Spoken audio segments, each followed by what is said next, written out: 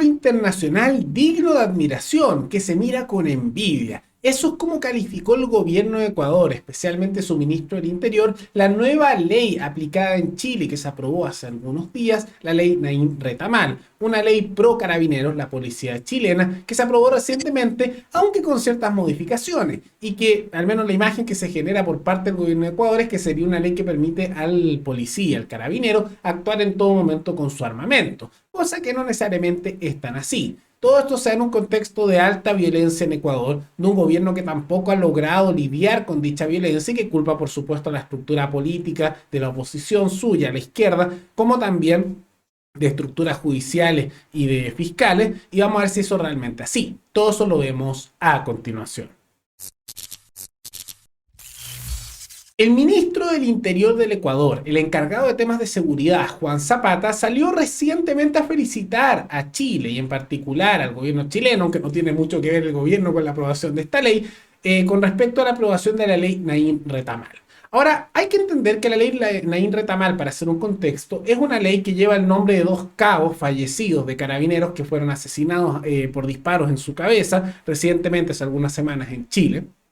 Y que en consecuencia de eso, y por una oleada de violencia cada vez más fuerte que se da dentro de un país que antes tenía violencia, pero no a esos niveles ni tan brutales, ha generado una reacción en el Congreso en que sectores de derecha, centro y gran parte de la centro-izquierda en grupo han decidido aprobar leyes de seguridad, aunque con ciertas modificaciones. Es más, ver algo que estaba atascado desde hace muchos años, pero tomando en cuenta el alza de la inseguridad, se han aprobado estas normativas. Ahora, el ministro del Interior del Ecuador menciona de que esto sería prácticamente una norma que permite que la policía puedan actuar en cualquier situación utilizando su armamento, como que fuera de libre uso. Y él argumenta que en Ecuador no pueden hacer eso porque solo si hay una amenaza materializada, o sea, si ya es inminente un ataque, ¿no? Y en la práctica no es tanto así.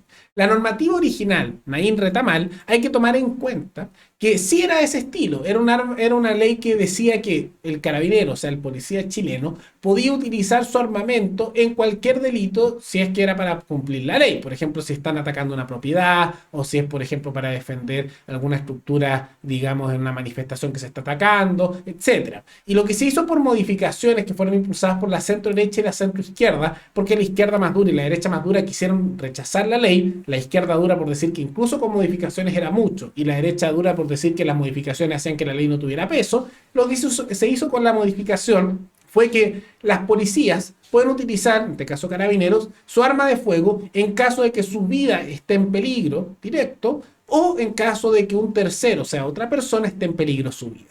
Pero no en caso, por ejemplo, que alguien intente robar una casa, un departamento, atacar una propiedad, hacer una toma, no se puede. Entonces, solo en caso de peligro de vida. Entonces, no es tanto así como dice el ministro del Interior. Ahora hay que tomar en cuenta este tipo de discursos, por un lado, se hacen porque Ecuador también se encuentra en una situación compleja a nivel de seguridad. Este no es solo un problema que se da en alguno que otro país, parece ser un problema sistemático en numerosos países latinoamericanos. Y en muchos casos son síntomas que suenan muy parecidos. Para aquellos que son de Chile, de Argentina, de Perú, todo esto que vamos a relatar suena muy parecido. Porque esto se da en el contexto de un alza de la delincuencia con grupos asociados al narcotráfico. También un líder criminal recientemente fue liberado en Ecuador por parte de su sistema de justicia, que se le asocia con las disidencias de la FARC, o sea, el grupo guerrillero comunista colombiano, y las disidencias son aquellos que decidieron no soltar las armas y seguir con su guerrilla. Y por lo tanto se da en un contexto, además, de un aumento de la violencia por parte de criminales comunes y corrientes, por parte de narcos y de supuestas vinculaciones con grupos guerrilleros en Ecuador, y que al mismo tiempo han habido bombazos y otros ataques. Y el gobierno culpa de que esto no se logra avanzar con la delincuencia y lidiar con ella porque el gobierno de Ecuador dice que es culpa de la oposición, o sea, todos los congresistas que no son del gobierno, y por otro lado responsabiliza tanto al Poder Judicial de Ecuador como también sus fiscales por tomar posiciones que son pro delincuentes o muy garantistas.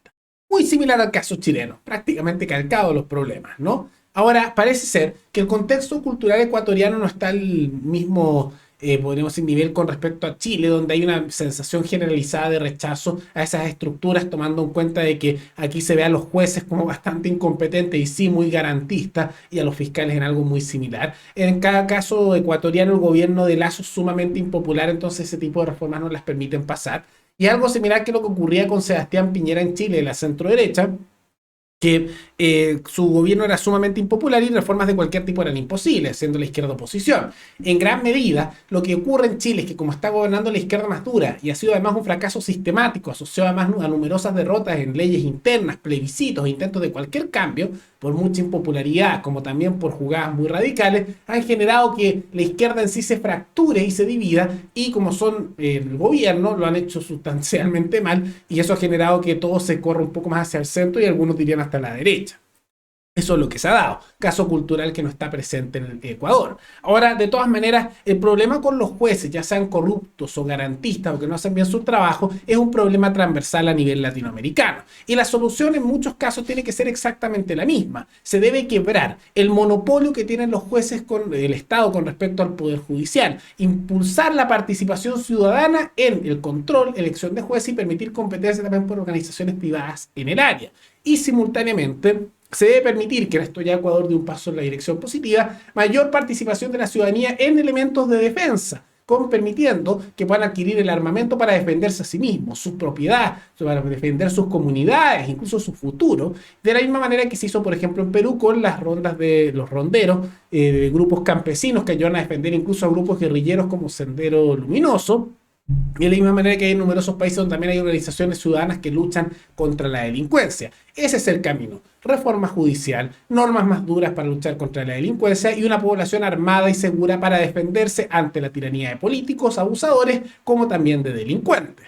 Y de todas maneras que el hecho de que se esté hablando de esta manera de Chile en otros países muestra que algunos elementos internos que no son mérito del gobierno chileno, porque el gobierno quiso bloquearlo, sino del Congreso chileno, que alguna vez que hagan algo decente a nivel político, está generando una mejora de imagen, al menos en elementos de seguridad a nivel internacional. Y eso es siempre positivo para la imagen chilena, porque en los últimos tiempos la imagen de Chile no es particularmente positiva, porque en vez de destacarse por cosas buenas, se ha destacado por estallido, delincuencia, inestabilidad, caída económica, y que haya algún elemento que sea destacable a nivel latinoamericano es una buena noticia para un Chile que a nivel internacional no ha tenido una muy buena imagen en los últimos tiempos. Pero de todas maneras, eso es lo que se establece, y podemos observar que el gobierno de centro derecha en Ecuador tiene ciertas imágenes positivas en las normas internas chilenas, aunque es evidente que su ministro del Interior no conoce necesariamente el detalle de la ley y tiene una imagen distorsionada de lo que realmente se aprobó.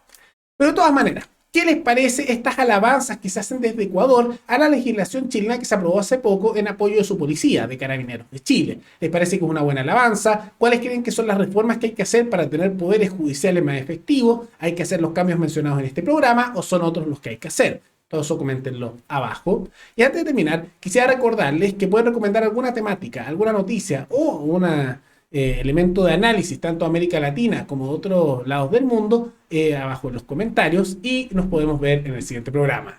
Hasta luego.